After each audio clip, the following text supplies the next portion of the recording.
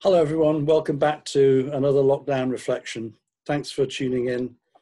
My name is Jack and I'm part of the staff team at Broughton Church. Well, I want to tell you that I've had quite an emotional dip in this last week or so. Quite frankly, I just got to the point of being fed up with all this stuff that's going on. Announcements about moving to the tier system after the November lockdown certainly contributed to it. But in truth, I think I've just become tired of it all and feeling a bit sorry for myself. I know I've got so much to be thankful for and that my situation could be a whole lot worse than it is. But it's just really frustrating having to think all the time, is it safe to do this? Am I allowed to do this? And seeing things in the diary just being cancelled or postponed. I don't know if you felt any of this stuff too. I know others who have. And in that state and in that place, it's always good to incline your ear and turn your eyes towards God. And I found myself reflecting on a verse from the letter to the Hebrew Christians. And it's chapter 4, verse 16. And the writer to the letter to the Hebrews says, "Let us then approach God's throne of grace with confidence, so that we may receive mercy and find grace to help us in our time of need."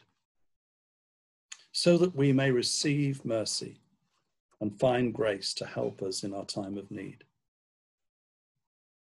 You know, people sometimes talk about going to the happy place. I don't know whether you have a happy place. Maybe sometimes it can be a place in our minds that we go to when things are difficult. Sometimes it can be a physical place that we just love being in and going to.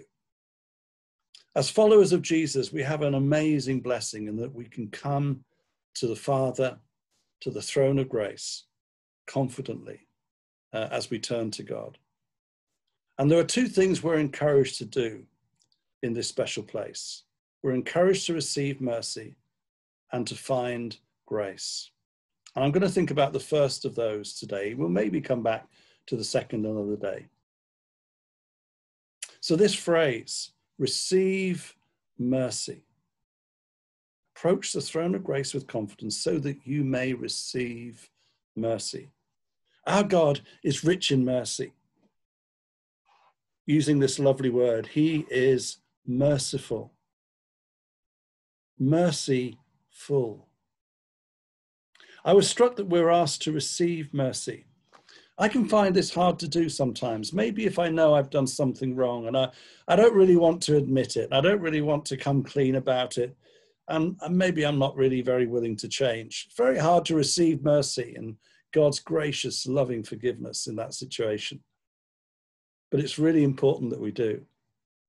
But it's not always that situation. Sometimes I just feel rubbish about myself. I just feel a bit ashamed of my own humanity. Why aren't I more resilient? I should be doing better than this. All these sorts of thoughts going through my mind. And it really struck me that God really wants me to humble myself. And just say, Lord, I need your mercy. I've come willing to receive mercy. You understand my humanity. You understand what makes me tick. God wants to give you and me mercy. Jesus died to make that possible. Receiving mercy with joy and appreciation and love for God.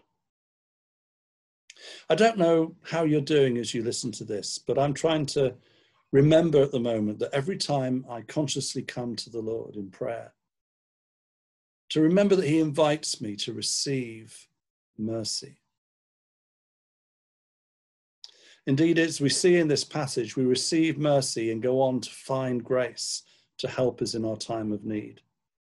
This receiving of mercy, a constant recognition,